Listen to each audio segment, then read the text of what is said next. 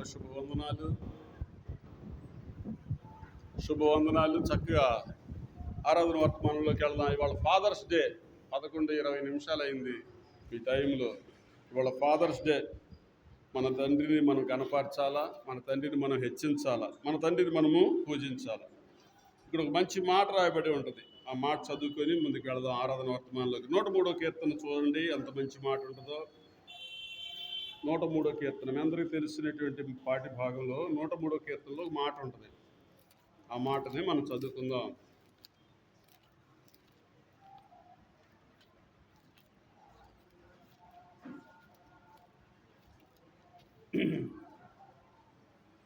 పదమూడవ వచనం. దావీదు కీర్తనలో 103 13వ వచనంలో ఒక మాట రాయబడి ఉంది. తండ్రి తన కుమారుడి ఎడల జాలిపడినట్లు యెహోవా తన యందు భయభక్తులు గల వారి ఎడల జాలిపడును. మనము నిర్మింపబడిన రీతి ఆయనకు తెలిసేయున్నది. మనము మంటివారమని ఆయన జ్ఞాపకము చేసుకొనుచున్నాడు.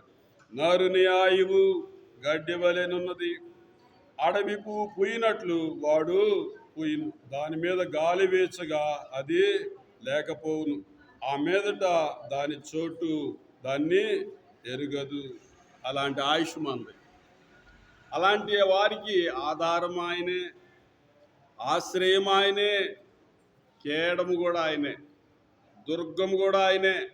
ఇక్కడ అంటున్నాడు, తండ్రి తన కుమారుడి ఎడల జాలిపడినట్లు యెహోవా తన యందు భయభక్తులు గల వారి ఎడల జాలిపడును. దేవుడు ఎంత జాలి పడతాడో నేను కొన్ని విషయాల్లో చూస్తూ ఉన్నాను. తప్పిపోయిన కుమారుడు తన తప్పులన్నీ తెలుసుకొని తిరిగి వస్తుంటే తండ్రి ఎంత జాలి పడతాడో. వాడు దూరముగా ఉండగానే వాడి దగ్గరికి వెళ్ళి వాడిని ముద్దు పెట్టుకున్నాడంట. ఇంతేనా? అతనికి ఏం చేశాడు? ఇంకా తనకున్నటువంటి మురికి క్రియలన్నీ కూడా కడిగేశాడు. చక్కగా ఇప్పుడు భాషలో చెప్పాలంటే అతను చక్కగా క్రాప్ చేయించి, డ్రెస్ మార్చి, స్నానం చేయించి, మళ్ళీ రాజవస్త్రాలు ధరించాడు. మంచి ప్రేమ విందు కూడా చేశాడు. ఒక మురికి వాడిని అలాగే ఎవరు కూడా చేయలేదు. కానీ ఆయన అంటాడు, నరుని ఆత్మ యెహోవా పెట్టిన దీపం. కలిగినదేది ఆయన లేకుండా కలగలేదు. ఆయనలో జీవం ఉండెను. ఆ జీవం వల్ల నేను నువ్వు కూడా ఉనికి కలిగి ఉన్నాం, చలిస్తున్నాం, బ్రతికుతున్నాం. మనందరికి ప్రాణం ఉంటేనే ఇక్కడ కూర్చుంటాం. ప్రాణం లేని వాళ్ళ పేరేంటి మీ అందరికి తెలుసు. ఏం పేరు? చనిపోయాడండి. పెట్టమని అక్కడే ఉంచమంటారా? పర్లేదంటారా? ఉంటారా? పర్లేదని ఏమనరు. తీసి బయట పెట్టండి. సరే, మామిడికాయలు కొనుక్కొచ్చి 3 రోజులు ఉంచుకుంటాం, మామిడికాయలు కొనుక్కొచ్చి 5 రోజులన్నా ఉంచుకుంటాం. ఈ చచ్చిపోయిన ఉంచుకుంటామా? మామిడికాయ మురిగిపోయినా కానీ 3 రోజులు ఉంచుతాం. కావాలంటే చూసుకోండి, మీరు ఉంచుతారు. కొంతమంది ఏముందిలేండి, అంత కోసి తినచ్చలేండి, పర్వాలేదులేండి అన్నట్టు. ఈయన ఉంచుతారా? పాపముల చేత, అపరాధముల చేత చచ్చిపోయిన మనల్ని ఆయన విలువైన రక్తంతో మనల్ని కొన్నాడు. అందుకే నాకు ఈ పాట ఇష్టం. దేవా నీ తలంపులు అమూల్యమైనవి నా ఎడల. ఆయన తలంపులు మనము మట్టివారమని జ్ఞాపకం చేసుకున్నాడు.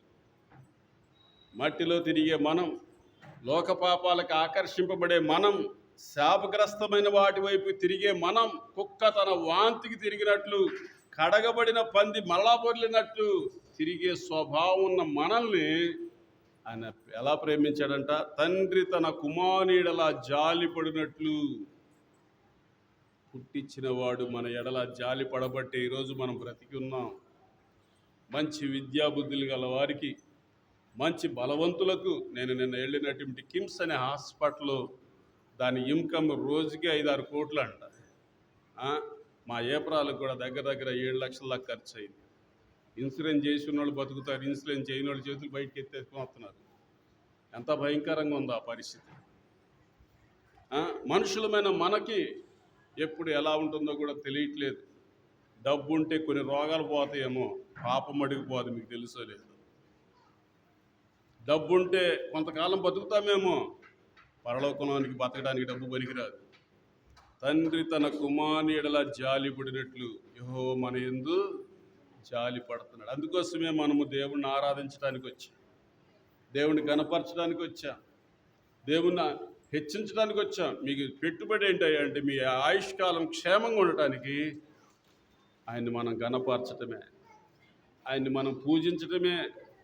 అప్పుడు నీకు సర్వరోగ నివారణ. దేవుని గనక హృదయంతో గనక ఆరాధన చేస్తే మనం పాట పాడతాం, తెలుసుగా మీ అందరికీ. హృదయం అర్పించేదము ప్రభునకు స్తుతి ప్రశంసలతో పరిశుద్ధులము చేరి. హృదయం అర్పించేదము. ఏమర్పించేదమంట? హృదయం. ఆ పాట చాలా బాగుంటుంది.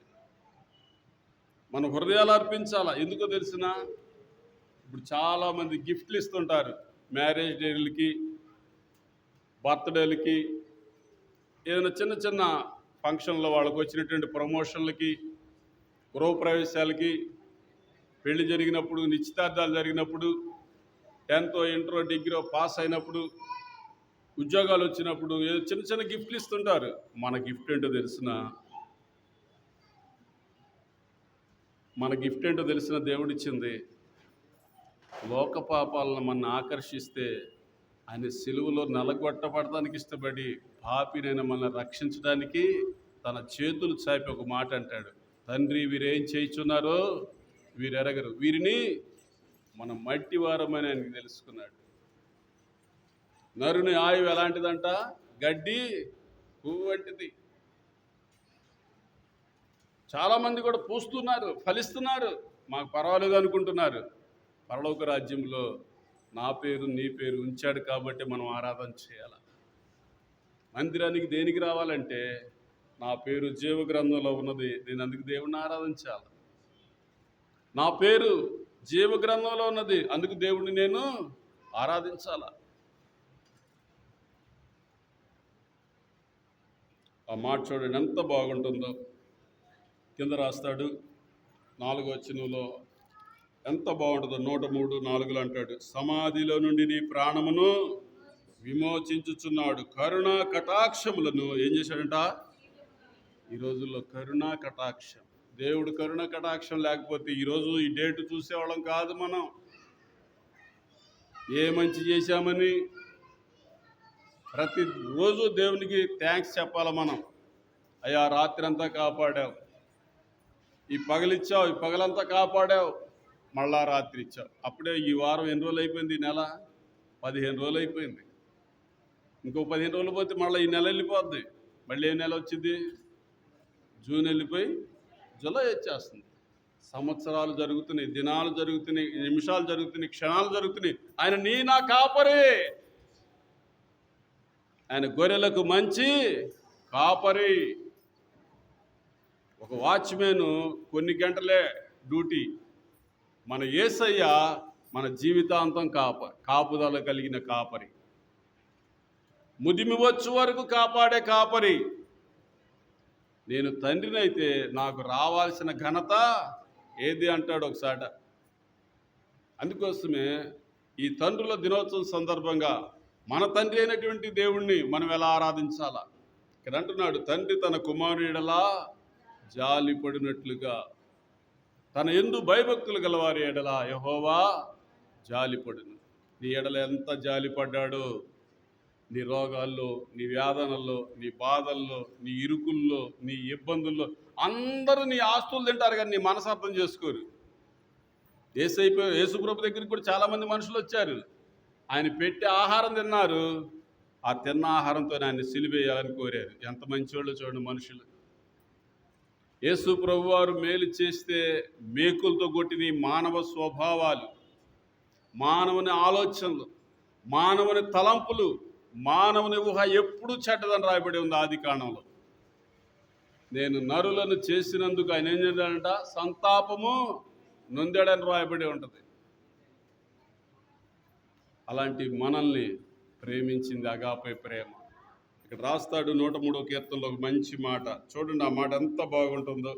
7వ వచనం, ఆయన మోషేకు తన మార్గములను తెలియజేసాను. పాపులకు దేవుడు మార్గం అర్థం అవట్లా, శాపగ్రస్తులకు అర్థం కావట్లా. యేసుక్రీస్తు ప్రభు గారు తన బోధనలో ఒక మాట అంటాడు, తండ్రి కుమారుని ఆకర్షిస్తేనే తప్పితే ఏ ఒక్కడు కూడా రక్షింపడ్డంట. పరలోకంలో ఉన్న దేవుడు తండ్రి మనల్ని ఆకర్షించాడు. మనం అందుకే ఆయన ఇష్టలమే వచ్చు. అందరూ రారే చర్చికి, కొందరే వస్తారే. ఇంట్లో కూడా చూడండి, కుటుంబం అంతా రాదు, కొందరే వస్తారు. ఆకర్షించిన వాళ్ళకే రక్షణ, ఆకర్షించిన వారికి లేదు, వాళ్ళకి శిక్షే. ఇక రక్షింపబడినటువంటి మనకి ఒక మాట అంటాడు, ఆయన మోషేకు తన మార్గమును తెలియజేసి, నీకు నాకు ఆయన గురించి తెలియజేశాడు. అందుకే ఆయన్ని కనపరచాలి, అందుకే ఆయన్ని హెచ్చించాలా, అందుకే ఆయన్ని పూజించాలా. ఇంకో మంచి మాట రాయబడి ఉంది. ఎలాంటి మాట చూద్దాం. 8వ వచనంలో అంటున్నాడు, యెహోవా దయా దాక్షిణ్య పూర్ణుడు, దీర్ఘశాంతుడు, కృపా సమృద్ధి. ఆయన తలంపులయ్యి మనము మంటివారమని ఎరిగి, మనమంట గడ్డి పువ్వు వంటి వారమంట. అలాంటి గడ్డి పువ్వుకి ఆధారం ఆయనే, ఆదరణ కూడా ఆయనే. మన అవయవాల్లో బలాలు తెలుస్తూ ఉంటాయి. పిల్లోడప్పుడు బలం, యవనస్తుడప్పుడు బలం, నడిప్రాయం అప్పుడు బలం, వృద్ధాప్యం అప్పుడు బలాలు. మన బలాలన్నీ కూడా తాత్కాలికమే, దేవుడు బలం శాశ్వతమైంది. అందుకోసమే ఆ మాట మీరందరూ చదవాలా. దావీదు కీర్తనలు 84వ అధ్యాయంలో అందరూ అనేక పర్యాలు చదివి ఉంటారు, విని ఉంటారు. 5వ వచనం ఏమంటున్నాడు? దావీదు కీర్తనలు 84:5 అంటున్నాడు, నీ వలన బలమునందు మనుషులు ధన్యులు. ఎవరి వల్ల బలం ఉండాలంట? ఆయన మాటలో బలం ఉంది. లాజరు చనిపోయాడు, చనిపోయినాడు, ఏం బతుకుతాడు? ఆయన మాట వెళ్ళగానే బతికాడా లేదా? సారేపతి మనం అనేక అద్భుతాలు చూస్తుంటాం. ఒక యెదవరాలు కుమారుడు కూడా చనిపోయాడు, ఆయన మాట మాట్లాడంగానే ఆయన లేచి కూర్చున్నాడు. ఎంతమందో చనిపోతుంటే యేసయ్య లేపాడు. లాస్ట్కి ఆయన చనిపోయి కూడా, ఆయన లేచి కూడా మనకు పెట్టిన భిక్ష ఏంటో తెలుసా? ఆయన ఏ విధంగా రుణమై వెళ్ళాడో ఆ విధంగా రానై ఉన్నాడు. వెళుతూ వెళుతూ బ్లెస్సింగ్లు ఇచ్చి వెళ్ళాడు, ఆశీర్వదించి వెళ్ళానని రాయబడి ఉంటుంది లూకాసు వార్త 24వ అధ్యాయం ఆ చివరి వచనాల్లో. ఇక్కడ రాస్తున్నటువంటి మంచి మాట, నీ వలన బలమునందు మనుషులు ధన్యులు. నేను నువ్వు కూడా ఈ ధనబలం, ఈ కండబలం, మిళితి జ్ఞానంతో వచ్చినటువంటి సర్వసంపదల బలాన్ని చూసి ఎప్పుడు కూడా మీరు ఎరవమాకండి. దేవుని వలన వచ్చే బలం గొప్పది. మీకు అర్థమయ్యేటట్టు చెప్పాలంటే, గొలియాతు బలం గొప్పదా, దావీదు బలం గొప్పదా? దావీదు చూస్తే పిల్లవాడిగా ఉన్నాడు, గొలియాతు చూస్తే పెద్దవాడిగా ఉన్నాడు. దుష్ట బలాలు అలానే కనపడతాయి, నశించిపోయే బలాలు అలానే కనపడతాయి, విర్రవీగుతే నశించిపోయే బలాలు. ఇంతకీ విర్రవీగినటువంటి ప్రగల్భాలు బలికినటువంటి ఆ గొలియాతు ఎంతసేపు నిలబడ్డాడు దావీదు ముందు? ఒక రోజా, ఒక నెల, ఒక సంవత్సరమా? ఎంతసేపు నిలబడ్డాడు? యుద్ధము యెహోవాదే, యుద్ధము యెహోవాదే. జీవము గల దేవుని తృణీకరించుటకు సున్నత లేని వాడు నువ్వెంత అంటున్నాడు. నేనే కుక్కనా అంటున్నాడు అతను గొలియాతు. యెహోవా నిన్ను నా చేతికి అప్పగించాడు. ఆయనే ఖడ్గాలు తీస్తే ఈయనేమో ఒడిశాల నుంచి రాయి తీసి కొడితే అతను ఏమైపోయాడు? అంత బలాఢ్యుడు ఒక్క రాయికి పడ్డాడంటే ఎవరుండారు చెప్పండి? అక్క, అన్న, చెల్లి, తమ్ముడు దేవుడి మీద ఆధారపడి ఆరాధన చేస్తే నీ కుటుంబాల్లో కూడా అలాంటి అద్భుతాలు జరుగుతాయి. నీ జీవితంలో కూడా అంటే అలా ఆశ్చర్యకరాలు చూస్తావు. ఆ విధంగా నువ్వు బలవంతురాలు అవుతావు. దావీదుకి ఎంత బలం వచ్చిందో చూసారా? వాళ్ళ అన్నలు అనుకున్నారు, వాళ్ళ బంధువులు అనుకున్నారు, వాళ్ళ సైనికులు అనుకున్నారు, ఆ గొలియాతు చేతిలో మా దావీదు చచ్చిపోతాడు, వీడి పిల్లోడు ఎందుకో కేకలేస్తున్నాడు, వీడికేం తెలియదు అంటున్నారు. అసలు తెలిసిన వాడే ఆయనలో ఉన్నాడు. బలపరిచాడు. దేవుని మనసుతో మీరు కనుక ఆరాధనకు వస్తే, దేవుని మనసు కలిగి మీరు పాటలు పాడితే, దేవుని మనసు కలిగి దేవుని మందిరంలో నడుచుకుంటే అలాంటి బలమే మీరు పొందుతారు అంటున్నాడు. చదవండి ఆ మాట, ఎంత బాగుందో. నీ వలన బలమునందు మనుషులు ధన్యులు, యాత్ర చేయు మార్గము వారికి అతి ప్రియములు. ఏంటంట? ఎంత చక్కని మాట ఆ మాట, ఎంత చక్కగా ఉందో చూడండి. అందుకోసమే పై వచనంలో ఒక మాట ఉంటుంది, నీ మందిరమునందు నివసించువారు ధన్యులు, వారి నిత్యము నిన్ను స్తుతిస్తారు. దేవుని స్తుతించే వారికి బలం వస్తుంది. షడ్రక్, మేషక్, అబేద్నెగోలు అగ్నిగుండంలో పడినప్పుడు వాళ్ళు ఏం చేశారు మీ అందరికీ తెలుసు. నీ ప్రతిమకు మటుకు మేము నమస్కారము చేయము, మా దేవుడు రక్షించినను రక్షించకపోయినను. ఆ మాట నీకుందా? కష్టాల్లో, నష్టాల్లో, శోధనల్లో, ఇరుకుల్లో, ఇబ్బందుల్లో, వేదనల్లో వాళ్ళకి ఆ మాట ఉంది కాబట్టి అగ్ని వాళ్ళని కాల్చలా. నీ శ్రమల్లో, నీ శోధనల్లో, నీ ఇరుకుల్లో, నీ ఇబ్బందుల్లో దేవుని మనసు కలిగి ఉండు. జరిగేదంతా నీ చిత్తమే ప్రభు అని సహించు, ముందుకెళ్ళు. నీకెంత మేలు జరిగిద్దో, నీకెంత ఆదరణ కలిగిద్దో. నమ్మక ద్రోహులు ఉన్న లోకములో నమ్మదగిన దేవుడు ఆయన ఒక్కడే. ఆయన ఎంత మంచి దేవుడే అంటే నిన్ను విడువడు, ఎడబాయి. ఇంకా దీంట్లో మంచి మాట రాబడింది, ఆ మాట కూడా చూద్దాం ఆ మాట ఎలా ఉందో. 10వ వచనం చూద్దాం ఎలా ఉంది. దేవుని ఆవరణములో ఒక దినము గడుపుట 1000 దినముల కంటే శ్రేష్టం. దేవుని మందిరములో మనం నిలబడాలంటే మన మందిరం ఎలా ఉండాలా? హృదయ శుద్ధి గలవారు ధన్యులు, వారి దేవుని చూచెదరు. పాపినైన నన్ను పరిశుద్ధుడిగా చేయడానికి ఆయన ఇష్టపడ్డాడని ఎరిగి ఆయన స్మరించాలా, ఆయన స్తుతించాలా, ఆయన్ని ఆరాధించాలా, ఆయన ధ్యానం చేయాలి. బైబిల్లో మీకా గ్రంథంలో ఒక మాట రాబడింది, సకల జనులు తమ తమ దేవతల నామాన్ని స్మరించుకొందురు, మనమైతే మన దేవుడని యెహోవా నామమును ఎల్లప్పుడూ స్మరించుదు. మరి ఎల్లప్పుడూ స్మరించాలి మనం. ఫిలిప్పీయులకు రాసిన పత్రిక 4:4లో ఒక మాట రాయబడింది, ఎల్లప్పుడూ ప్రభునందు ఆనందించుడి. మరలా చెప్పుదును, ఆనందించుడి. ఎలా ఆనందించగలుగుతాం? ఎల్లప్పుడూ. మీకు అర్థమయ్యేటట్టు చెప్తాను, వింటున్నారా? నాకెళ్ళే చూడండి. మీ మధ్యకి ఎవరైనా అత్తరు పూసుకొని వచ్చారనుకోండి, ఏం వాసన వచ్చింది? ఏమా? అత్తరు వాసన వచ్చింది. ఎవరో ఈ మనిషి అని ఇటు చూస్తాం. యేసుక్రీస్తుని కలిగిన నీవు ఆ వాసన కలిగి ఉంటే నువ్వెంత ధన్యురాలు. లోకంలో దేవతలు అనబడిన వారు, దేవుళ్ళు అనబడిన వారు చాలా వచ్చారు. యేసు దేవుడు ప్రత్యేకతలే వేరు. అందుకోసమే ఆయన అంటున్నాడు, నేను లోకానికి వెలుగును. లోకానికి వెలుగంటే ఎంత ఉందో లోకం తెలుసా నీకు? భూమి కొలతలు తెలియనటువంటి మానవుడు, ఆకాశం ఎత్తు తెలియనటువంటి మానవుడు తన జ్ఞానం ఇచ్చి మానవాళిని విమోచించాడు. అందుకే అంటాడు భక్తుడు ఒకసాట, కలిగి ఉన్నది ఏది ఆయన లేకుండా కలగలేదు. ఆయనలో జీవము ఉండెను, ఆ జీవము మనుషులకు వెలుగై ఉండెను. వెలుగు ఆయన మాటలే వెలుగు. ఆయన మాటలు బ్రతికిస్తాయి. అందుకే ఒక మాట రాస్తాడు, మీ అందరికి తెలుసు, మీరు కూడా చదివి ఉంటారు, విని ఉంటారు, చెప్పి ఉంటారు. ఏమంటాడు? నీ వాక్యము నన్ను బ్రతికించింది, నా బాధల్లో ఇదే నాకు నెమ్మది. అందుకోసమే తండ్రి తన కుమారునియెడల జాలిపడినట్లుగా తనెందు భయభక్తులు గల వారి యెడల ఆయన జాలిపడు. అందుకే మనం ఈ రోజు వరకు సజీవుల సంఖ్యలో ఉన్నాం. ఆరాధన చేద్దాం. ప్రభువా, నువ్వు చేసిన మేళ్ళను బట్టి, ఉపకారాలను బట్టి, ఒక్కొక్కరికి ఒక్కొక్క రకమైన మేలు, ఒక్కొక్కరికి ఒక్కొక్క రకమైన ఉపకారం.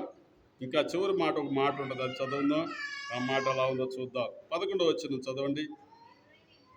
దేవుడని యెహోవా సూర్యుడును కేడమని. ఆయన ఎవరంట? సూర్యుడు.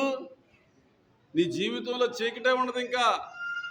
అందుకోసమే యోహాను సువార్తలో అంటాడు, నన్ను వెంబడించువాడు చీకటిలో నడువక జీవపు వెలుగు కలిగి. ఇక్కడ కూడా అంటున్నాడు, ఇక్కడేమంటున్నాడు? దేవుడని యెహోవా సూర్యుడును కేడమునై ఉన్నాడు. యెహోవా కృపయు ఘనతయు అనుగ్రహించును. యథార్థంగా ప్రవర్తించు వారికి ఆయన ఏ మేలును చేయక మానడు. ఇక్కడ రాసిన గొప్ప మాట, యథార్థంగా ప్రవర్తించు వారికి ఆయన ఏ మేలును చేయక మానడు. అందుకోసమే దేవుణ్ణి ఆరాధించేవారు ఆత్మతోనూ సత్యంతోనూ ఆరాధించాలి. ఆత్మతో సత్యంతో అంటే ఏ ఆత్మతో? వినపడుతుందా మీ అందరికీ? ఏ ఆత్మతో? కొంతమంది శనిగే ఆత్మతో వస్తారు, గొణిగే ఆత్మతో వస్తారు. ఈరోజు ఆ అక్క వచ్చిందా, ఈ అక్క వచ్చిందా, అవి చూసుకుంటూ వస్తారు. దేవా, నా యందు శుద్ధ హృదయం కలగజేశావు, నువ్వు చేసిన మేళ్ళు బట్టి నీకు వందనాలని ఆరాధించే స్వభావం కొందరికే ఉంటుంది, అందరికీ ఉండదు. నేను ఒకసారికి వెళ్తే ఇవాళ ఏం తెచ్చారా పలహారం అంటున్నారు. ఇది ఇందిరా బాబు, ప్రార్థన లేదు, పలహారం ఏం తెచ్చారు అనుకుంటున్నారు, ఏందో అనుకుంటున్నా. వాళ్ళు పలహారం భక్తులు. ఏమే రేపు ఆదివారం ఏం డ్రెస్ తీసుకొస్తా, ఈ డ్రెస్ భక్తులు కొంతమంది. దేవుడిని ఆరాధించేవారు దేంతో రావాలా? ఆత్మతోనూ సత్యముతో. మీరు ఆరాధించండి, మీ జీవితాల్లో ఏ మేలు జరగక మానదు. మీరు కోరిన మేలు జరిగింది, దేవుడికి ఇష్టమైంది, ఆయన చిత్తమైంది. ఇంకా రాస్తున్నటువంటి మంచి మాట నేను ముగిస్తాను, మీకు తర్వాత ఇంకా చాలా విషయాలు చెప్తాను. ఇక్కడ రాస్తున్నాడు, సైన్యములకు అధిపతి యెహోవా నీ యందు నమ్మికించు వారందరూ ధన్యులు. ఆయన ఎవరంట? సైన్యములకు అధిపతి యెహోవా, ఆయన యందు నమ్మికించే వారందరూ ధన్యులు. నమ్మకంతో మనం ఆరాధన చేయాలి. ప్రభువా నీ తలంపులు గొప్పవయ్యా. నిజంగా తండ్రి తన కుమారుని ఎడల జాలి పడతాడు, కానీ నీ యందు భయభక్తులు గలవారి ఎడల మీరు జాలి పడ్డారయ్యా. మీరు జాలి పడకపోతే నేను లేను, నేను ఎప్పుడో నిర్మూలము కావాల్సింది. నా ఆయుష్కాలానికి ఆధారం మీరే. యాక్సిడెంట్ల రూపంలో కావచ్చు, మనుషుల మాటల వల్ల తగిలిన దెబ్బల వల్ల కావచ్చు, నా మనసులో వచ్చినటువంటి అశాంతి క్రియల వల్ల కావచ్చు, అనాలోచనల వల్ల కావచ్చు, ఎప్పుడో చనిపోవాల్సింది. నీ కృప నన్ను బతికించి, నీవు అనుగ్రహించిన బలాన్ని బట్టి వందనాలు.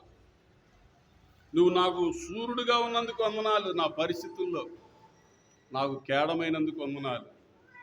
నేను నిన్ను స్తుతిస్తున్నానయ్యా, నేను నిన్ను ఆరాధిస్తున్నా. నువ్వు చేసిన మేళ్లను తలపోసుకుంటున్నా. ఏమంటున్నాడు? ఇందాక మనం చూసాం, సమాధిలో నుండి ఆయన నీ ప్రాణమును విమోచన. లోకాకర్షణల వల్ల చాలామంది సమాధిలోకి వెళ్తున్నారు, మీకు తెలుసో లేదో. నేను ఆ మాటలు రెండు చెప్పి మీకు ముగిస్తా. మన పాట కూడా ఉంది, ఆకర్షించే లోకాశలని అనే పాట. మనుషులు ఆకర్షణలకి, లోకంలో ఉన్నటువంటి మాటలకు, లోకంలో మిళితి జ్ఞానానికి బానిసలైపోతున్నారు. బైబిల్ ఎంత నిజమనేది నేను నమ్మానంటే, బైబిల్ చదివేశాను కాబట్టి మీకు చెప్తున్నా. అందమైన ఆడపిల్లల్ని వశపరిచే లోకం, తర్వాత భ్రష్టులను చేసే మాటలతో కూడిన లోకం. ఇలాంటి లోకంలో ఎంతోమంది అమ్మాయిలు అనాథులైపోయినటువంటి ప్రాంతాలు ఉంటాయి. పేర్లు, ఊర్లు, అడ్రస్లు చెప్పను కానీ. నేను విలాప వాక్యాలు చదివినప్పుడు ఆ మాట దాంట్లో ఉన్నది. అందమైన ఆడపిల్లలు మసి గొగ్గు వలి అగుదురు అని ఉంది. ఏంది అట్లా దాన్ని మళ్ళీ చదివా. అసలు అది చదివితే దేవుడు దానికి తగ్గట్టు వాక్యం కూడా చూపించాడు. ఆ వాక్యం ఎట్టుందో తెలుసా? మీకు చూపించాల్సిందే. ఇప్పుడు చూడండి ఆ మాటలు ఎలా ఉంటాయి.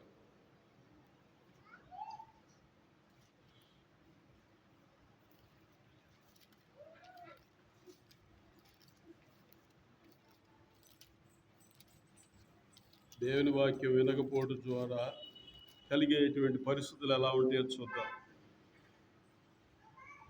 దీని పేరు ఆమోస్ గ్రంథం 8వ అధ్యాయం 11వ వచనం, పేజీ నెంబర్ 759.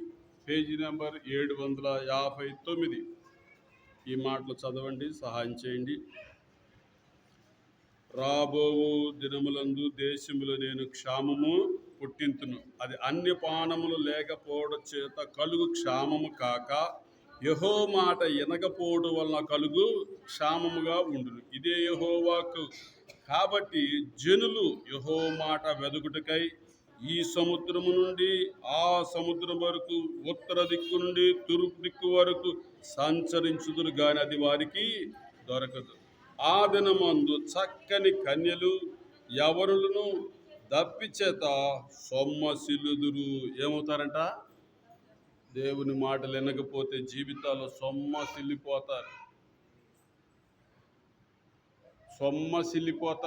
చాలామంది మిళితి జ్ఞానం, దైవ చిత్తానుసారమైనటువంటి ఆలోచనలు లేని జ్ఞానంతో కొంతమందికి చదివేస్తే ఉన్నమతి పోయినట్టు. పొద్దుగులు బైబిల్ అంటే కుదరదు, పొద్దుగులు ప్రార్థన అంటే కుదరదు, మన ప్రయత్నాలు కూడా మనం చేయాలా ఏమనుకుంటున్నాం అనే పెద్దమ్మలు కూడా ఉన్నారు, పెద్ద తాతలు కూడా ఉన్నారు. దేవుడు బలం గొప్పదా, నీ బలం గొప్పదా? దేవుడు ఆలోచన గొప్పదా, నీ ఆలోచన గొప్పదా? దేవుని ఏర్పాట్లు గొప్పవా, నీ ఏర్పాట్లు గొప్పవా? ఫేస్బుక్ పరిచయాలై పెళ్లిళ్ళు చేసుకొని విడాకులు తీసుకొని మటర్లు అవుతున్న వారు కూడా ఉన్నారు. దైవ సంకల్పంతో జతపరిచేవారు వేరు, దైవ సంకల్పం లేకుండా జతపరచబడేవారు వేరు. లోకాకర్షణలకి బానిసలై బాధలు తెచ్చేవారు కూడా ఉన్నారు ఇంట్లో. నేను ఒక స్థలానికి వెళ్ళి వాక్యం చెప్తుంటే, అన్న మీకు ఇవన్నీ అటు తెలుసు అన్న అన్నారు. ఇది వినండి. వాళ్ళు చాలా పేదవారు. ఆ అమ్మాయి ఒక్కతే చదువుకొని ఉద్యోగం వచ్చింది. ఆ అమ్మాయికి ఆఫీస్కి తగ్గట్టు పరిస్థితులు ఇంట్లో లేవు. ఆ అమ్మాయికి తగ్గట్టటువంటి పరిస్థితులు మాటల్లో లేవు. కానీ అమ్మ అంటుంది, అమ్మ జాగ్రత్త, నువ్వు చిన్నపిల్లవి అంటే నీకేం తెలియదులే అంటుంది. ఏమంటుంది? నీకేం తెలియదులే అంటుంది. ఆ వయసు ఏంది, ఏం వయసు ఏంది? తల్లి మాటలు వెరితనంగా చేసేది ఎప్పుడో తెలుసా మీ అందరికీ? సిలువును గూర్చిన వార్త నశించే వారికి వెరితనం. రక్షింపబడే మనకు దేవుని తల్లి మాట నుండి దీర్ఘాయుష్మంతులు అవుతారు, తండ్రి మాట నుండి దీర్ఘాయుష్మంతులు అవుతారు. నిర్మాకాండంలో ఉంటుంది, నీ తండ్రిని తల్లిని సన్మానించు, నువ్వు అప్పుడు బ్రతుకుతావు సుఖంగా నెమ్మదిగా అంటది. ఈ యొక్క మిళితి జ్ఞానం, ఈ మెరిచేటువంటి సంపాదనలు వచ్చిన కాడి నుంచి ఆడపిల్లల్ని పట్టలేకపోతున్నాం, మగపిల్లల్ని పట్టలేకపోతున్నాం. ఈ మధ్యన ఒక బుక్ వచ్చింది, మీరు చూసారో లేదో? ఆ బుక్ మీద రాస్తారు, ఏదో పేరు రాస్తారు, బొమ్మ వేస్తారు, అది దింగలి మళ్ళీ పోతుంది, మళ్ళీ ఉండదు అది కదా. అలాంటి బతుకు ఎక్కువైపోయింది ఈ రోజుల్లో. సంపాదనలు కూడా అంతే అయిపోయినాయి. ఇప్పుడు అమెరికాలో జాబ్స్ పోతున్నాయని చెప్పి చాలామంది అలమటిస్తున్నారు. 2 లక్షల జీతగాడు 20,000కి ఏమంతాడు? దేవుని ఆత్మను దుఃఖపరచమాకండి. దేవుడు అంటే లెక్క చేయకుండా ఉండమాకండి. ఈ భూమి మీద పుడటానికి అధికారం దేవుడిదే, జీవించటానికి అధికారం కూడా దేవుడిదే. కొంతమంది కులాలు ఎత్తేస్తారు, కొంతమంది ఉద్యోగాలు ఎత్తుతారు, కొంతమంది చదువులు ఎత్తుతారు, కొంతమంది నాకేమంటుంటారు. బలవంతులు నార పీచువలే ఉందురని రాయబడి ఉంది. బలవంతులు నార పీచువలే ఉందురని రాయబడి ఉంది. వారి పొని పత్తిగా కాలిచ్చి వేయబడిని రాయబడి ఉంది. మీ అందరికీ తెలిసినటువంటి మాట చెప్పిన ముగిస్తా. జయలలిత అనేటువంటి తల్లి ఎన్ని విధాల సంపాదనలు కలిగిందో మీకు తెలుసు. వెళ్ళేటప్పుడు ఏమైనా పట్టుకెళ్ళిందా? కనీసం ఆమెను నమ్మిన స్నేహితులు ఆమెతో ఏమైనా మేలు చేశారా? ఇది నమ్మక ద్రోహమైనటువంటి ప్రాంతాల్లో దురాశలు కలిగొద్దు. దేవుని మీద ఆశ కలిగి ఆరాధన చేద్దాం. దేవుని మీద ఆశ పెట్టుకొని ఆయన నమ్ముదాం, మీ జీవితాలు బాగుంటాయి. నాకు మంచి మాట ఇష్టం చెప్తా. 145వ కీర్తనలో మాట ఉంటుంది, ఎవనికి యాకోబు దేవుడు సహాయకుడగును, ఎవడు తన దేవుడనే యెహోవా మీద ఆశ పెట్టుకును వాడు ధన్యుడనే మాట 145:5. ఎవనికి యాకోబు దేవుడు సహాయకుడగును, ఎవడు తన దేవుడైన యెహోవా మీద ఆశ పెట్టుకున్న వాడు ధన్యుడు. దేవుడి మీద ఆశ పెట్టుకుని దేవుణ్ణి ఆరాధించాలి. అది మనం ఆయన్ని గణపరచాలి. ఆయన మన తండ్రి, మనం ఆయన పిల్లలుగా ఆయన్ని గణపరచాలి. ఆయన తండ్రి ఎన్నో ఇచ్చాడు మనకి. క్షేమకాలం ఇచ్చాడు, అనుదిన క్షేమం ఇచ్చాడు, మనకు అనుదినము శక్తి బలాలు ఇస్తున్నాడు. అందుకోసమే ఆయన గణపరచాలి, ఆశ పెట్టుకుని గణపరచాలి. అయ్యా, నువ్వు చేసిన ఉపకారాలకు, నువ్వు చేసిన మేళ్లకు. దావీదు కీర్తన 103లో మొదటి వచ్చిన అదే ఉంటుంది, నా ప్రాణమా యెహోవాను సన్నిధించు, నా అంతరంగమున్న సమస్తమా ఆయన పరిశుద్ధ నామాన్ని సన్నిధి. ఆయన చేసిన మేళ్లను, ఉపకారాలను దేన్ని మర్చిపో. మీరు ఈ సత్యాలు గ్రహించి ఎరిగిన హృదయాలతో దేవుడిని ఆరాధించండి. ఎవరు కూడా అటు ఇటు తిరగద్దు. దేవుడి మంచి మాటలు దీవించును గాక. ఆమేన్. మోకరించండి. మీకు ఈ మాటల్లో నెమరు వేసుకొని ఆరాధన చేయండి. ఎవరు కూడా అటు ఇటు తిరగద్దు.